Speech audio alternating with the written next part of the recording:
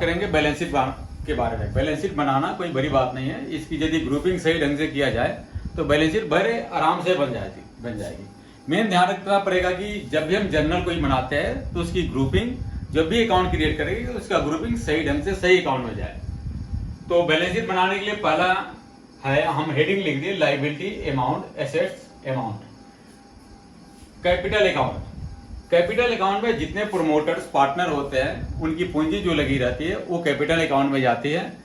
जैसे कोई सा भी है ABCD करके, इनके टोटल हमने 5 लाख एक अमाउंट अप्रॉक्स हमने ले लिया। दूसरी लोन लायबिलिटी, लोन लायबिलिटी हमने वैसे 15 लाख ली थी। लोन हम जिससे कई लिए थे, जिसकी कंपनी से ले लिए, इंडिविजुअल लिए, अलग अलग डिटेल होती है जिसकी समरी नीचे लिखी रहेगी, वो लोन लायबिलिटी हो गई।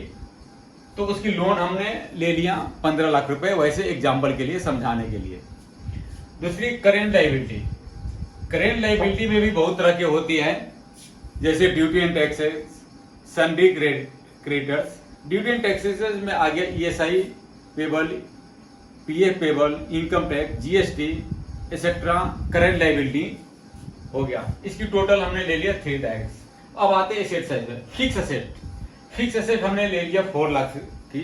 अब फिक्स एसेट में मान लीजिए आपने बिल्डिंग होगी, मशीनरी हो गई, कंप्यूटर हो गया, ऑफिस इक्विपमेंट हो गया, एक्सेट्रा बहुत सारी चीजें होती है जो हमने एग्जांपल के लिए 4 लाख रुपए एक समझाने के लिए लिया होता है। अलग अलग अमाउंट आप हिसाब से होते कंपनी के, उसके डिपेंड करता है। दूसरी होते हैं करेंट असेट। करेंट असेट में भी बहुत सारी चीज होते हैं। इसमें आ गया क्लोजिंग स्टॉक हो गया, लोन से एडवांस हो गया, डिपॉजिट हो गया, सन्ड्री डेटर्स हो गया, कैश इन हैंड हो गया, बैंक अकाउंट हो गया, कोई प्रीपेड एक्सपेंस है, एडवांस टैक्स हो गया, एक्सेट्रा करेंट असेट में होती है। इसकी हमने टोटल ले लिया 19 लाख रुपए। एक एग्जांपल लिया हमने समझाने के लिए। टोटल हमने ले लिया 19 4 23 लाख, यहाँ ले लिया, यहाँ टोटल है 23 लाख रुपए। ये सिंपल है, कोई बड़ी बात नहीं है। इसमें बहुत सारे अकाउंट आएंगे, आप जैसे अकाउंटिंग करोगे तो पता लग जाएगा।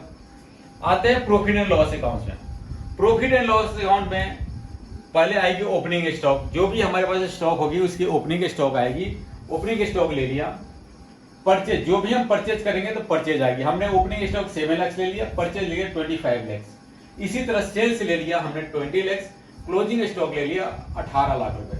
टोटल कितना हो गया 20 lakh plus 80 lakh 38 lakh. Opening stock कितना 7 लाख और परचेज कितना 25 लाख। टोटल कितना हो गया 32 लाख।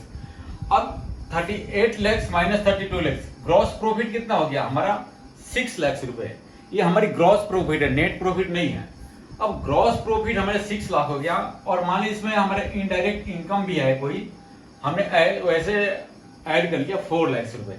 टोटल कितना हो गया 10 लाख रुपए।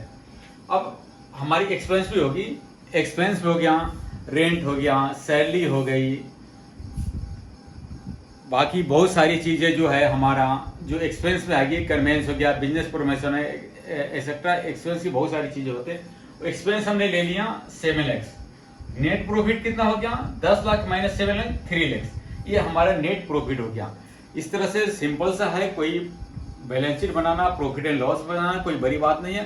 ध्यान रखना पड़ेगा, हम कोई सा भी अकाउंट जो क्रिएट करते हैं उसकी ग्रुपिंग